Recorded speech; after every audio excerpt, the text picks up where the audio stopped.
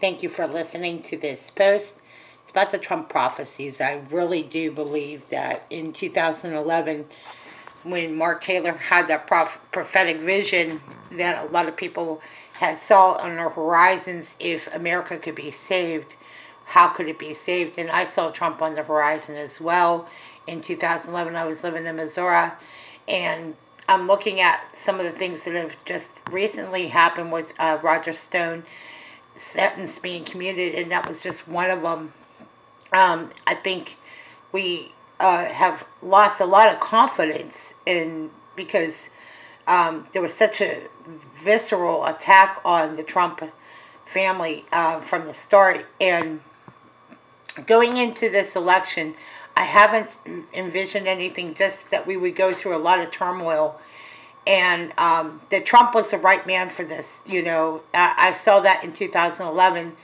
And back then, he wasn't even a candidate. And I don't know, everyone looks for somebody that is an outsider, or somebody that's more or less able to do this. But, I mean, as President Trump is aging, he seems to be getting better. And the Trump rallies have been, again, I've become a believer again and again and again every time I see where President Trump is going with certain things. So I would pay attention to what you remember when you first started out. Like, remember back in 2011, Barack Obama was president, and we were in a desperate place. A lot of us, as people who call ourselves patriots or conservatives, or grassroots conservative movement. One of the things I want you to do from this point is that, since we've gotten as far as we could with the Trump prophecies, what is ahead? Well, I would say this.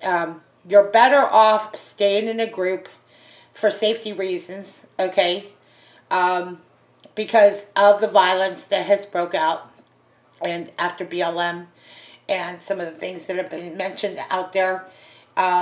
You should be aware of the violence that has taken place by now, that's going to play a factor in the elections. I would say this, that we know the routine and rhetoric of the media. So, again, I wouldn't get too worried about what the media is going to say. They're not going to really have a factor in this.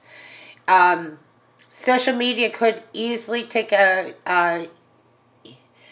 could play a big role in this. I don't believe that all of the people that are coming out for Trump have come out completely. They're afraid. Voter intimidation, again, is one of the bigger ones. And I'm piggybacking after the 2011 Trump prophecies, because what's ahead now is going to be more of the same, and you know what's going on in current events, so you have a general idea. And I'm talking to that person that has maybe lost some faith, or lost a sense of what do they think is going to happen. Well, it's going to be more of the same. And voter fraud is one of the biggest things that I think most of us have to be aware of.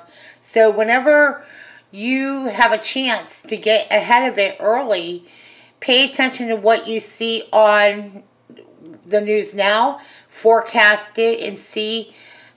We know one thing, that President Trump is in it, and he's in it to win it. And looking at the same characters that Joe Biden and his team are basically, it's like Obama running a third term. I mean, so pay attention, because that's exactly what the senators and some of the representatives in the House wanted. Is they wanted Biden, in a lot of ways, Obama to have a third term. So follow the talk show segments. Find out what the topics would be. Be informed, engaged. I mean, I recommend knowing the topics so that you know what is ahead. The 2011 prophecies were so important during that time, because that was right after the election in 2000, I believe in 2012,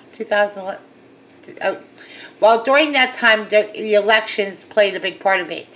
A lot of us were just looking at prophecy, like what was going on in Bible prophecy. But I will say this, that now that Israel is capital is Jerusalem, things have been shaking a little bit. And it's lining up with Bible prophecy. Anytime you split off land off of Israel, they're going to feel it. And this is what happened with Katrina. And this is what happened in the United States. We should not be involved in any annexation of any kind. I think President Trump, if he goes over there and gets real and gets back to the Bible and does what he did in the beginning of presidency, he will see that he needs to follow some of the scriptural parallels of what it says in the Bible, like how to stand tall in leadership. I also believe we want to see us move the needle with the pro-life issue, because the pro-abortion campaign is big. And in Pittsburgh, there's going to be a tour that's going to come through. So some of you who are not familiar with that pro-life tour to go to the diocese, it's randallterry.com, and hopefully you will be able to get the information to correct. That's about as much as I know for now. This is just to help us stay abreast of the information. Thank you for listening to this short broadcast.